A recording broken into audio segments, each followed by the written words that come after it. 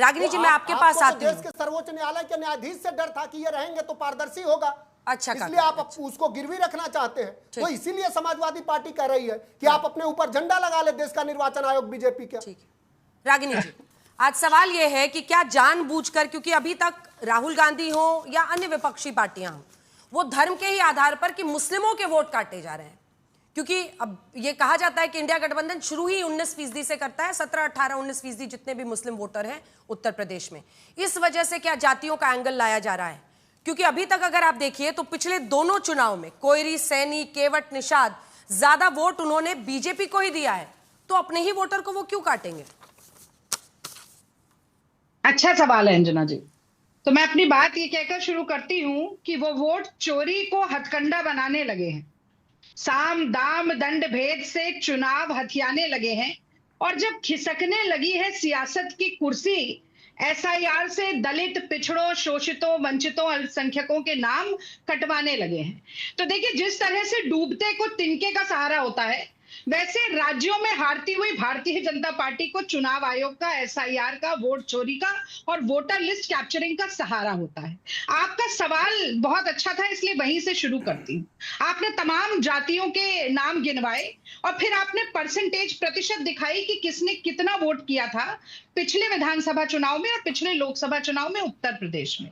मैं वही उसी बात पर आप ही की बात की उलटबाजी दिखाना चाहती हूँ कि वही लोग जो पिछले 5 साल पहले और 1 साल पहले भारतीय जनता पार्टी को वोट कर रहे थे, वही पिछड़ी जातियां, चाहे उसमें नौजवान हो, महिलाएं हो, किसान हो, असुरक्षा का भाव महसूस करते हुए लोग हो, जिनके घरों पर बुलडोजर चल गए हो, जो सांप्रदायिकता की राजनीति नहीं चाहते, तमाम ऐसे लोग आज भारतीय जनता पार्टी के खिलाफ ही खड़े हैं। और ये जो अडानी अंबानी की जेब और खजाने भरने की नीतियां मोदी जी और मोदी जी की सरकार चला रही है, उससे ये तमाम पिछड़ा वर्ग उनके खिलाफ हो रहा है। और मैं आपका एक भूल सुधार भी कर देती हूँ अंजना जी, कभी भी राहुल गांधी जी या मल्लिकार्जुन खड़गे जी ने ये नहीं कहा कि वोट चोरी से, एसआईआर से केवल मुसलमानों के वोट कट रहे हैं। 3 प्रमुख प्रेस वार्ता राहुल गांधी जी ने की, महादेवपुरा की, आनंद की और हरियाणा की।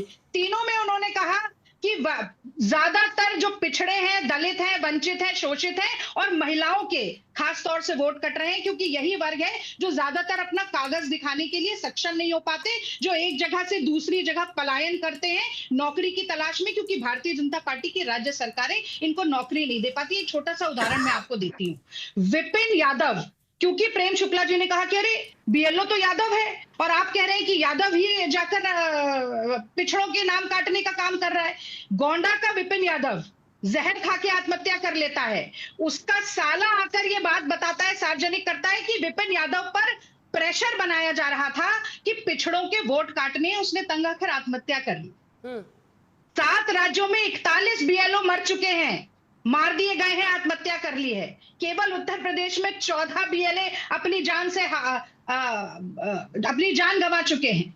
तो अगर ये सारी प्रक्रिया इतनी सीधी है, तो इतना प्रेशर बनाने की क्यों कोशिश की जा रही है?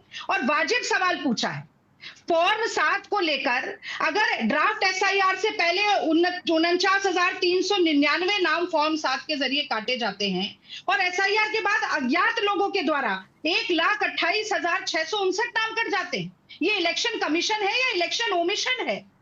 बड़ा सवाल अंजना जी बोलकर मैं अपना पहला कमेंट खत्म करती हूँ कि इस देश के महानायकों ने, गांधी हो, नेहरू हो, अंबेडकर हो, पटेल हो, आजाद हो, जब एक व्यक्ति को एक वोट का अधिकार दिया, पश्चिमी देशों में ये अधिकार नहीं मिला था। वो व्यक्ति अमीर हो, गरीब हो, किसी जाति का हो, किसी धर्म का हो, पुरुष हो, महिला हो, पढ़ा लिखा हो, अनपढ़ हो, आज अगर उसका अधिकार छीना जाएगा तो आवाज उठेगी। और आपने जो कहा ना, जाति के नाम पर बांट नहीं रहे हैं अंजना जी, जाति के नाम पर अन्याय ना हो, ये अखिलेश यादव और राहुल गांधी जी सुनिश्चित कर रहे हैं।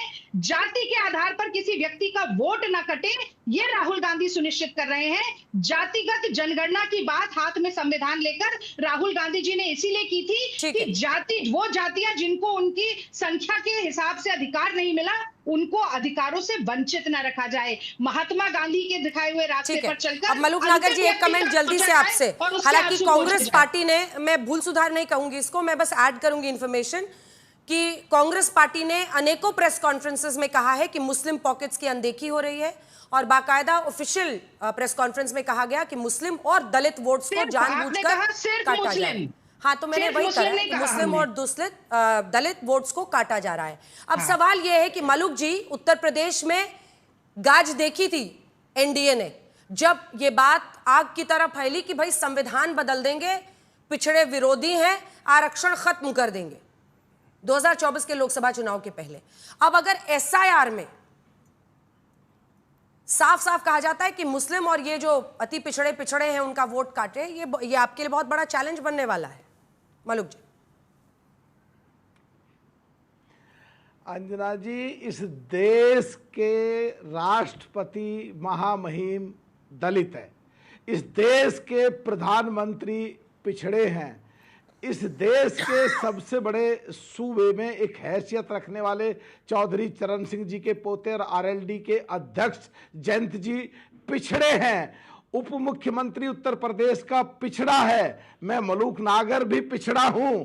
किसी की हैसियत नहीं है, किसी की औकात नहीं है। जो बाबा साहब अंबेडकर साहब ने संविधान लिखा उसके अनुसार पिछड़ों का या दलितों का कोई वोट काट सके। और जहां तक मुसलमानों की बात है, ये रखवाले ना बने अकेले सो कॉल्ड इंडिया गठबंधन के लोग। मुसलमानों की जहां बात आएगी हम भी खड़े हैं। ये झूठ मिल रहा है आप लोगों को, ये धोखा है, ये गुमराह करने की कोशिश है। मुस्लिम वोट मिल रहा है, एनडीए के हिस्सा है ना आप तो। आरएलडी एमपी के चुनाव में इन लोगों ने मिल रहा है, मुस्लिम वोट मिल रहा है आप लोगों को। अंजना जी, मैं बात तो पूरी कर लूं। बोलिए बोलिए, आप ही से हाँ, मुस्लिम वोट मिल रहा है। जब देश आजाद हुआ 24.5% मुसलमानों की हिस्सेदारी थी हर जगह, और 2014 तक आते आते 1.5% रह गई, और अब 2026 में वो वापस 4.5% हो गई है। एनडीए को बहुत भारी वोट मिल रहा है, चाहे बिहार हो चाहे यूपी हो, मुसलमानों का भी। और ये अकेले रखवाले ना बने, मुसलमानों के रखवाले हम भी हैं। गुमराह करने की कोशिश ना करें। और जहां तक रागिनी नायक जी की बात है, व्यक्तिगत स्तर पर हमारे परिवार के सदस्य हैं, पर जो पिछड़ों की और दलितों की बात कर रहे हैं, तो ये पिछले 60-65 सालों में 60-65 सालों में अंजना जी पिछड़ों की वोट ले ली, शोषण करा, कुछ मिला नहीं है। और अब उन्हें मिलना शुरू हुआ है तो झिल नहीं रहा है। कुछ का कुछ झूठ बोल रहे हैं, कुछ का कुछ अफवाह फैला रहे हैं। अगर इसी तरह ये करते रहे तो 2024 में तो ताल लग गई थी। अब लोग सब जागरूक हैं, चौकन्ने हैं। और फिर कह रहा हूं, पिछड़ों की और दलितों की किसी की हैसियत और औकात नहीं है कोई वोट काट दे। और मुसलमानों के लिए हम छाती ठोक के खड़े हैं। एक भी कहीं बात आएगी तो हम सबसे पहले जाके रखेंगे। एक बात अंजना जी क्या क्या मैं पूरी कर रहा हूं, ये हमसे क्यों पूछते हो अंजना जी? आप चुनाव आयोग से पूछो। अगर कहीं चुनाव आयोग गलत करेगा तो हम भी चुनाव आयोग से जवाबदेही मांगेंगे।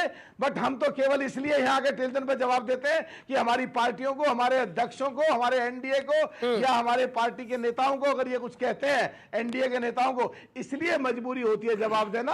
नहीं तो अगर कोई मान लो काल्पनिक तौर पर इनकी बात मान भी ली जाए कि वोट काल्पनिक तौर पर कट रही है, तो उसकी जो रेमेडी है, उसका जो सॉल्यूशन है, जो संविधान के अनुसार कंप्लेंट करें और फिर उसके अनुसार हाई कोर्ट और माननीय सुप्रीम कोर्ट में जाए। ये झूठी अफवाह क्यों फैलाते हैं? टेलीविजन पर क्यों आके बात करते हैं? क्यों प्रेस कॉन्फ्रेंस करके बोलते हैं? रेमेडी क्यों नहीं ढूंढते?